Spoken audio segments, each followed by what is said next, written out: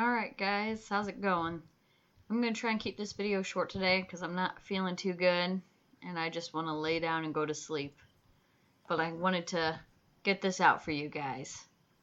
So let's jump right back into where we left off. Let me get my mouse out of the way real quick. I shivered and looked in that direction. A girl, reading a book. Lena. I decided to move closer and talk. She was the only new person I had met here without exchanging even a few words. Hi, what are you reading? Lena was so surprised that she even jumped. Sorry, I didn't mean to scare you. Never mind. She blushed and stared at the book again. So, what are you reading? On the cover was written, Gone with the Wind. I've never read Gone with the Wind, never seen the movie either. I know what Gone with the Drapes is, because that was an episode of RuPaul's Drag Race. Honestly speaking, I haven't read it, but I think that such literature suits her very well. Lena didn't seem to be interested in continuing the conversation. Well, if I'm bothering you... No, she answered while still looking at the book. Can I sit beside you for a while? Why? And really, why? Maybe just because I was very tired and having company is better than being alone. And maybe I wanted to try and find something out from her. I carefully examined Lena. But no, I doubt that. Well, I don't know. I'm not allowed to? Feel free. But if I'm bothering you, no, you're not. I can leave. Just say, everything's all right. Okay, then. I sat on the end of the bench carefully. After such an intense talk, staying here was the last thing I wanted, but it wouldn't be nice to just stand up and leave. That didn't really go well, huh? Lena hasn't answered anything yet. It seems I made a fool out of myself. I bet if Yolanda was here, she'd have a good laugh at me. Do you enjoy being here? I recalled the Slavia's question and thought it would be a good start for a conversation. Yes, she smiled slightly. I guess I like it too. Lena definitely isn't very sociable and probably can't carry on a meaningless conversation as easily as Slavia. But there was something about her that attracted attention. Like a momentary glimpse of a reflection in the glass on a rainy autumn evening, which makes you turn around and stare into darkness, searching for something that you saw out the corner of your eye. Of course, you weren't able to distinguish or understand what it was, but it still felt so tempting. Lena was still reading the book without paying any attention to my presence. And I had no intention of asking her anything about this camp or this world in general. Beautiful night. Yes. How in a world would you start a conversation with her? It's late. I have to go. Yes, it's quite late. Good night. Night. There is something strange about this girl. At first glance, she is a typically shy and modest pioneer girl. The mystery of Lena took its own place in the massive list of mysteries about this camp, which I had started to put together in my head. Really? 'Cause I haven't. A lazy evening. There's nothing like a good time with nothing to do. I headed toward Olga Dmitrievna's cabin. The light in the house was on. Hello, Simon. You're quite late. Yeah. I went for a walk to look around the camp. All right. You'll be sleeping here. She pointed her finger at one of the beds. Right here? I was a bit surprised. Yeah. Is something wrong? We are out of free cabins anyway. The camp leader smiled, but I rather think it was just out of politeness. Politeness. You do want to be a decent pioneer, don't you? There was a clear emphasis on the word decent. Yep, sure. I was lost in thought for a moment. Don't you mind it, mademoiselle? Okay. She looked at me oddly, with surprise and some offense in her eyes. A pioneer should respect their elders, Olga Dmitrievna said strictly. Of course he should. No one argues with that. I blathered, not realizing what was wrong. Shouldn't you also? She stared at me. Under such gaze, even mithril forged by the best dwarf masters from the deepest dungeons would melt. Ah. Should I what? What's up, Toots? Annoyance and lack of understanding made me raise my voice. You must address adults appropriately. Yes, of course there are a lot of strange things here. But this girl is just a couple years older than me. Or maybe even younger. But I decided not to argue. While just a few minutes ago I would never have called her an adult, I have to admit that she was also given a strong character. And in any case, I wasn't in a position to argue. As you say, ma'am, I mumbled. That's much better. That is how a decent pioneer should conduct himself. And now it's time to sleep. Honestly speaking, I was going to become neither a decent nor an indecent pioneer. Just yesterday, I wasn't going to become a pioneer at all. But do I have a choice now? If you don't want to, we'll have to make you. This is the motto Olga Dmitrievna was probably going to use. I climbed onto the bed and closed my eyes, only to realize how tired I was after today. Something hammered in my head awfully, as if my brains had started a night shift. And they seemed to be aimed for a rolling steel than working on something more sensitive. The bus flew through my mind. The bus. At the square with the monument. The canteen full of pioneers. And the malicious face of Yelena. Slavia. Lena. And even recalling Alyssa didn't give me too much of a negative feeling.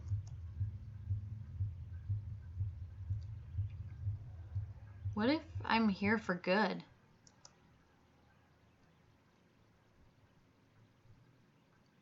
Oh look, we're finally on day 2! Yay!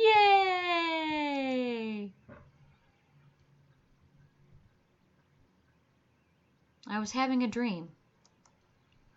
It seemed like I was in some kind of vacuum with nothing but nothing around me. But not only around, I was the only creature in the universe. As if the universe had returned to a state of singularity right before the Big Bang. And something was just about to happen. Suddenly, I heard a voice.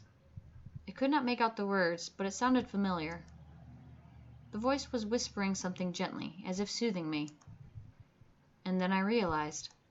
It was the voice of that strange girl from the bus. The girl from the dream. But what is she trying to tell me? Who is she? I woke up. Bright sunlight struck my eyes. It was almost noon. After stretching lazily on the bed and yawning, I started to recall the previous day. In a few seconds, all its events passed before my eyes. The bus, the camp, the local inhabitants. No, that's just wrong. Not this whole situation, not me being here. It was wrong by default. My attitude toward what was happening was wrong. Because yesterday I fell asleep here just like that, and before that I had chatted nicely with the local pioneers, even managed to crack a few jokes. How could I act like that in such a situation? I should be frightened, startled by every little rustling, should avoid all contact with the potentially hostile creatures. The last day's events were getting hazy, like I had a hangover. This really feels like the morning after a heavy drinking party. Yesterday's natural, flawless, absolutely normal conduct becomes a nightmare in the morning, a grotesque illustration from the Divine Comedy. Yes, it's just like that, and I can't change the past now. Then again, I had probably assessed the situation and was acting accordingly. I glanced around, trying to figure out whether I had been thrown somewhere else, but Olga Dmitrievna's cabin looked the same as yesterday. Everything seemed to be in its place, except for a pioneer uniform, which was hanging from the bedhead. I fumbled with it in distrust and tried it on. At least this is better than walking around in winter clothes. Wish I could see myself. I bet I look like a clown. And for that, I needed a mirror. At least a tiny one. I finally found one on the wardrobe door. Holy! I looked at the newfound pioneer and jumped away in surprise. There was some teenager on the other side of the mirror. He resembled me, but wasn't me. Where did the weak stubble go? Where did the bags under my eyes, the slouch that deathly fatigue on my face? It seemed that I had not been thrown back in time or into a parallel reality, but instead had simply changed bodies with someone else. Right, that's real simple. Such things happen every day. I took a closer look at the stranger, and only then I realized that it was actually me. It just wasn't today's me. Maybe the one from between my school and university years? Well, at least that's something. There you go, the person in an extreme situation did I fail to notice the elephant in the room after all. But the camp leader noticed it, and last night she told me off for addressing her without proper respect. Screw that. I doubt my appearance affects anything else. If the clock was not lying, breakfast was long over. Oh well, I'll try to find something in the canteen. It worked out well yesterday with Slavia, didn't it? Those memories made me smile involuntarily. The sun was shining brightly outside. A light breeze was blowing. A beautiful summer day. I had not felt so good in the morning for several years. All problems were gone, vanished into clouds that were white as snow. Olga Dmitrievna came out of nowhere. Good morning, Simon. Morning.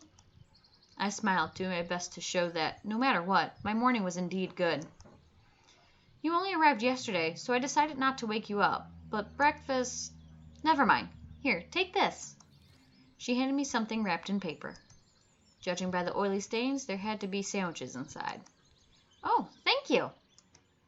Now go wash yourself. I was about to leave. Wait a second. Olga Dmitrievna quickly ran into the house and came out to shove a small bag into my hands.